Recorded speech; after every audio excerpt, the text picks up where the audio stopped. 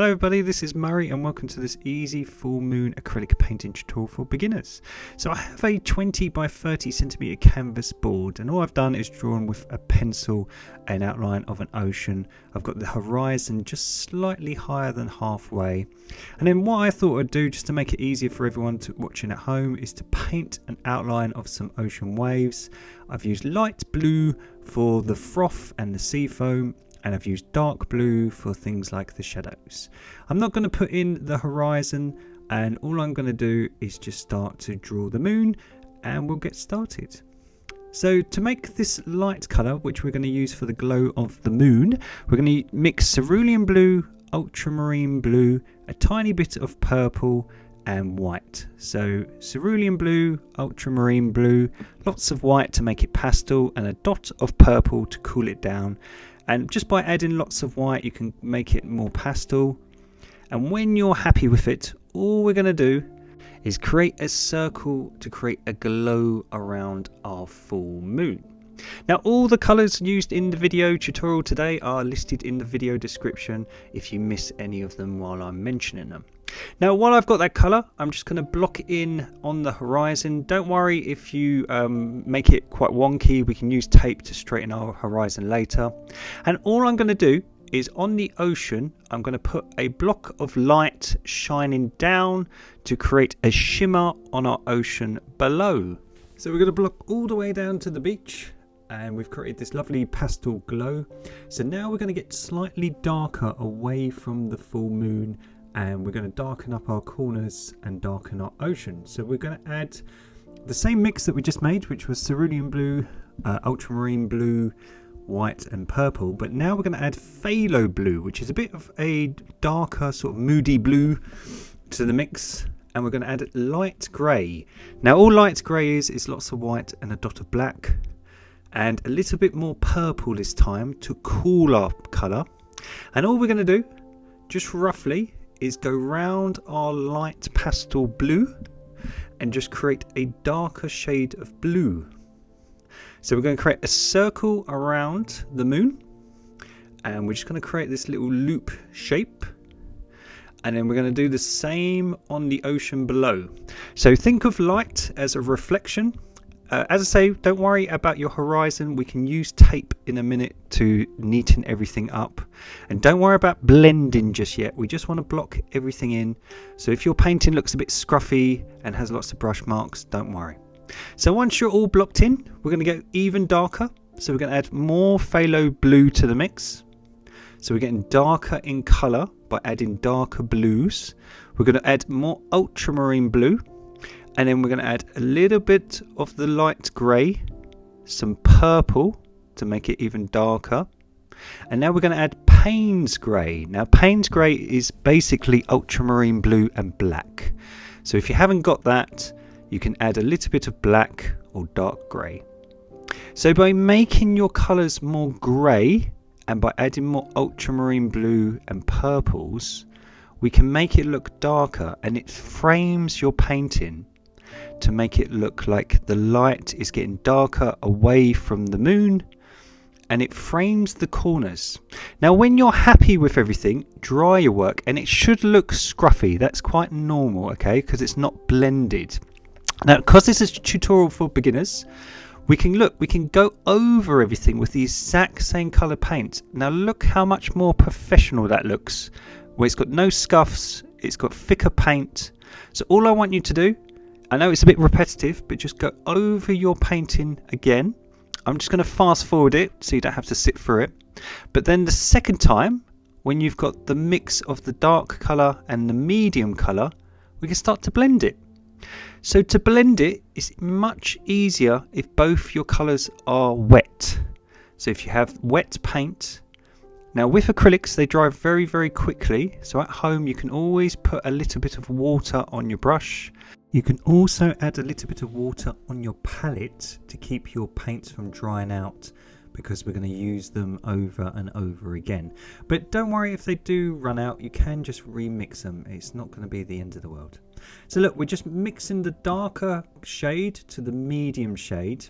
Now I was going to paint some clouds on the horizon, but I think it would be a bit too complicated. So I think what I'm going to do is just block in the horizon with the medium colour and just mix it into the darker shade. So once I'm happy with that, I'm just going to get the pastel shade, which was the lightest shade of blue, which was cerulean blue, ultramarine blue, white and purple. And I'm just going to mix it into the darker shade. And all I'm doing is I'm going between the two shades. If I find that I've gone a bit too gung-ho with one shade, like the dark shade, look, I can just get more of the lighter shade and just make it a bit bigger. A good tip is to just stand back from your work every 5 minutes and just see if it's wonky or anything. My circle was a bit wonky, so I just went back and forth and just neatened it up just to create that glow effect and try to make it more circular and more natural. Now when you're happy with your glow, all we're going to do is we're going to get the medium shade of blue, and just subtly we're just going to draw some rough like shapes of craters and texture on one side of our moon. We're using the medium shade of blue. We don't want it too dark because we want to push it back, and we're going to add lots of white just to soften it, to make our moon look far off into the distance. So I'm just going over the wet paint with a little bit of white. And then when I'm happy with it, I can just get pure white now and just create a circle going around it. It's so much easier to use a small brush to get fine detail, but we just want to create a bright glow around our moon. So I'm really happy with that. So what we're going to do, we're going to dry our painting and then we're going to work on blending the ocean. Now here's a new sunset painting of a sunset beach that we did on Friday. So if you'd like to go and check that out, that is available now as part of the 2 tutorials we have this weekend. So once dry, please put some painting tape on your horizon, and that will make sure you get a lovely straight horizon and not a wonky one. And all we're going to do is do exactly the same as what we did with the sky. So it's really, really easy. We're going to mix the medium colour blue. So mine had kind of run out, and all I'm going to do is mix some of that up. So as I say, even with me, sometimes I forget to wet my paint and it dries a little bit darker, so I can just mix some more of it up. It's not a bother. So I've got some of the medium colour blue, and all I'm trying to do is make a link between the darks and the lights, because a lot of painting realism is literally just not having really big jumps in colour. And look, if I find that the darks are too dark and my lights are too light and I have to mix them again, I can always mix the two paints together and link areas together. Now a lot of that will come with experience, but this tutorial is a really good way to kind of figure that out and just practice. And as I say, it's really forgiving acrylics. If you find something goes wrong, you can always paint over them. Now I'm going to get some of the lighter shade and mix it into the medium shade and kind of create an in-between colour. See, it's not too dark and it's not too light. And all I'm going to do is kind of link this middle area so it looks like waves. I'm leaving gaps in the pastel bit in the middle so it looks like shimmer on my ocean below. And then once I'm happy with it, I'm just going to add a lot more grey to my mix. So you can just add black with white if you haven't got greys at home, and just some of that lighter blue. And all I'm going to do with this greyer tone is I'm just going to block in my beach. So I want the beach to look like it's at night time. I'm just going to use some of the pastel colour in the middle, just so it looks like it's getting some light from the moon. But I want it quite dark because I want it to look like it's at night and it's far off from the light. And then I can add a little bit of black and white, just some grey, just to darken up the corners. So just like the top of the painting, I want to darken up the corners to get you to look towards the middle. Now, this is a really easy trick for painting waves. If you use a flat-headed brush and we get some of the Payne's grey, which is ultramarine blue and black, we can use that sharp edge of the brush to kind of create straight lines. It's really easy to create straight lines. Now, I didn't take my own advice and I picked up a brush that kind of fell apart. So I picked up another one and this one was a lot better. And as you can see, look, it's because it's got a very flat edge, it's really easy to work across your painting and create things like waves. And now we've got that lovely blended sky. Look, I can just use the sharp edge of the brush and I can put divots, kind of like the caps of waves, on my painting over the top. And cause that dry background is all blended, it will trick your eyes and make it look like 3D waves. Now as we get closer to the moon, we're just going to get slightly lighter. So I'm just going to add a little bit of cerulean blue and ultramarine blue to the mix, so it's not got as much black in it.